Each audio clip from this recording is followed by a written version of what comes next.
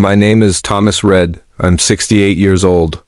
A retired firefighter, a father who survived more flames than most people ever see. But nothing burned me the way my son's funeral did, not because of his death alone, but because of the cruelty his wife unleashed that day. Cruelty so cold it felt like ice in my chest until the moment the lawyer walked in and revealed something that shattered her right there in front of everyone. My son, Daniel, had died in a car crash 2 weeks earlier, and I was still struggling to breathe through the grief. Still waking up every night hearing his voice. Still trying to understand how the man I raised, the boy who used to fall asleep against my shoulder after baseball practice, could be gone just like that. His wife, Olivia, had never liked me, never liked that Daniel and I were close, never liked that he came to me for advice, never liked that he trusted me more than he trusted her. But even I wasn't prepared for the darkness she showed on the day we laid him to rest. From the moment I arrived at the church, she made it clear I wasn't welcome. She greeted every guest with open arms, but gave me nothing but a cold stare, then whispered loudly to her friends. He didn't deserve to be here after what he did to Daniel. People looked at me with confusion, some with pity, some with suspicion, and Olivia soaked in that attention like poison dripping into water. I wanted to ignore her. It was my son's funeral, not a battlefield. But she was determined to make it one. When the pastor asked family members to come forward and say a few words, I stood trembling but ready to honor my boy. Only for Olivia to step in front of me, grab the microphone and say, "Actually, Thomas won't be speaking." Daniel didn't want him involved in his life anymore. He said his father was a burden. The entire room gasped. My throat closed. My legs shook. A lifetime of memories, every scraped knee I bandaged, every birthday I planned.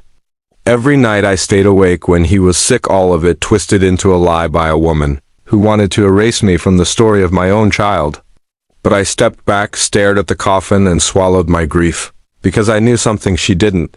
My son had already told me the truth before he died. He had come to my house just weeks earlier, tears in his eyes, confessing that his marriage wasn't the paradise he pretended it was. He told me Olivia controlled everything: his paycheck, his phone, his friendships, even his passwords. He told me he was planning to leave her. And he told me he had changed his will. "Dad," he said, "you're the only person who ever stood by me. I want you to have everything I built, everything I saved. She doesn't deserve it." I begged him to be careful, to take time, to think through the consequences. He told me he had already spoken with his lawyer. I never imagined I'd be hearing his will so soon. But as I stood there, humiliated at my own son's funeral, Olivia smirking at what she thought was her victory, the church doors opened and in walked Daniel's lawyer holding a black folder. The room went silent. Olivia's face drained of all color. The lawyer approached the podium and said, "Daniel Reed left instructions that his will must be read publicly today." Olivia tried to interrupt, but the lawyer raised his hand. "Mrs. Reed, please sit." The tension was so heavy you could feel the air thicken. He opened the folder and began reading Daniel's words, my son's voice preserved on paper. Daniel wrote about the pain he hid, the manipulation he endured, the financial control Olivia exerted over him. He wrote about wanting a divorce. And then, with the entire church listening, the lawyer read the line that cracked Olivia's world open. "I leave my home, my savings, my retirement account, and all personal assets to my father. Thomas Reed, the only person who never abandoned me." People turned to look at her, some shocked, some angry.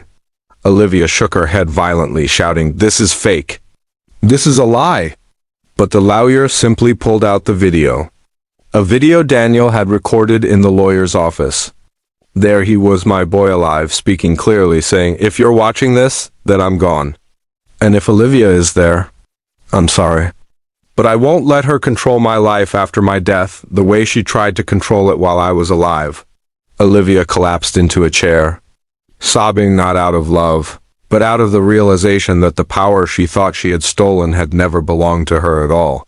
She tried to lunge toward the lawyer, screaming that she deserved everything, that she had been his wife, that she should have been the one making decisions, but the lawyer calmly announced that Daniel had removed her from all financial and medical authority weeks before his death. Everything, every last detail, belonged to me. I didn't smile. I didn't celebrate. I just stared at the screen, tears flooding my eyes, my heart aching at the sight of my son trying to protect me even from beyond the grave.